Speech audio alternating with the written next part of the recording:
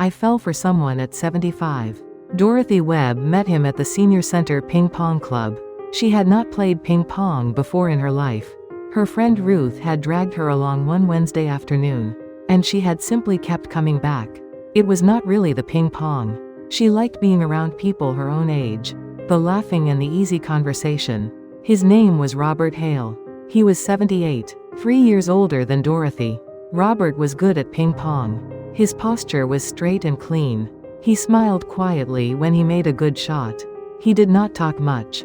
When Dorothy's ball went flying in the wrong direction, which was often, Robert would quietly retrieve it and bring it back. That was all. No commentary, just the ball returned. And then Dorothy started looking forward to Wednesdays. At first she did not recognize it for what it was. She just noticed she wanted to go. She woke up on Wednesday mornings feeling lighter. She thought about what to wear. She had always grabbed whatever was nearby on the way out the door. But somewhere along the way she started choosing. Ruth noticed. "Dorothy, are those earrings?" I put my hair up. It was getting warm. "You checked the mirror 3 times. I did not. I saw you." Dorothy felt the back of her neck go hot. Walking home she thought about it for a long time. What is this feeling exactly? It made no sense. She was 75 years old. Her husband Harold had died 8 years ago. She had been living alone since then. Her children were grown and scattered. What was this feeling doing here at this age? But she could not deny it. When Robert came to the senior center, something shifted. When the session ended and he said something small, "Just a good game today or your grip is getting better," her evenings after were somehow lighter. On the days he did not come, she wondered why. It was lovesickness. Lovesickness at 75. She found it both ridiculous and frightening. She did not know if this was normal or strange or something she should be ashamed of. She could not tell Ruth. If the story got around the senior center she would have to stop going. 2 months passed. Robert came every Wednesday. He played quietly and left quietly. He spoke to her occasionally. Nothing significant. "Nice day today. Your racket handle is a bit worn." Things like that. And she kept those small things. One Wednesday afternoon, as people were dispersing after the session, Robert came over to her. "Dorothy, could I ask you something?" Her heart moved quickly. "My daughter is thinking about moving to this neighborhood. Do you happen to know a good pediatrician nearby? My grandson has been having some health issues." Daughter, grandson. Dorothy understood in that moment how far off the mark she had been.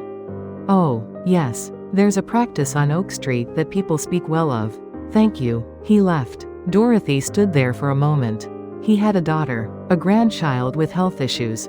He had been asking about a doctor for the child. She walked home. She found it funny, in a mortifying way. And then, strangely, something in her chest released. She made tea at home and sat with it. Harold, her husband Harold, came to mind. Harold had been a gentle man. He did not express things loudly or dramatically. But he was always there.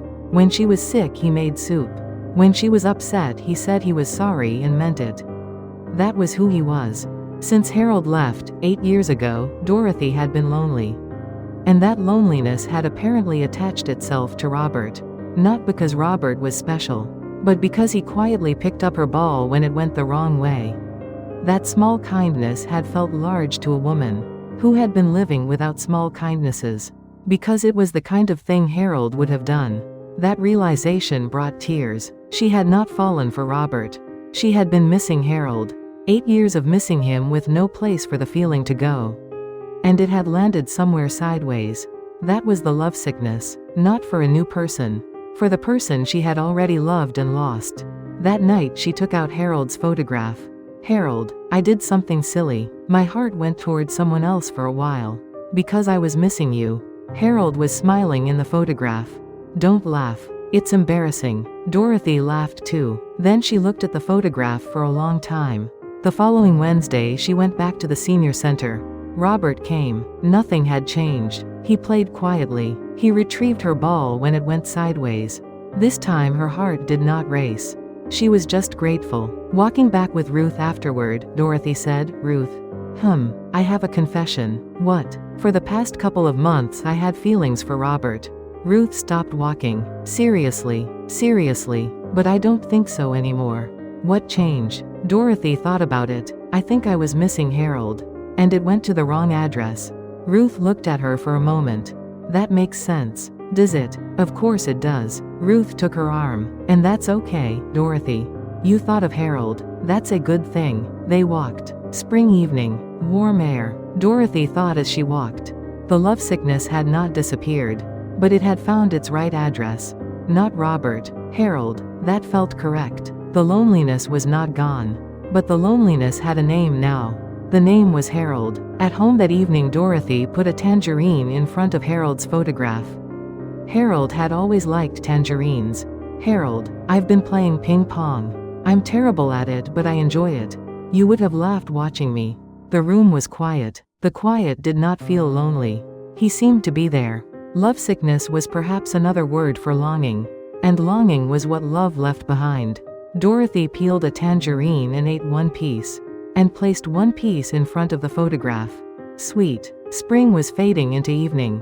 She was still looking forward to Wednesday. Because the ping pong had become genuinely enjoyable. And because on the walk there, she could think of Harold. That was enough. If this story reached something in you today, perhaps you have wondered whether a feeling like this at your age is strange or embarrassing. It is not. It means you are still alive in the fullest sense. And perhaps what that feeling is really pointing to is someone you loved and miss and carry with you still. Take out their photograph tonight. Say something to them. If these stories matter to you, please subscribe. We bring you a new one every week from the quiet places where love keeps living.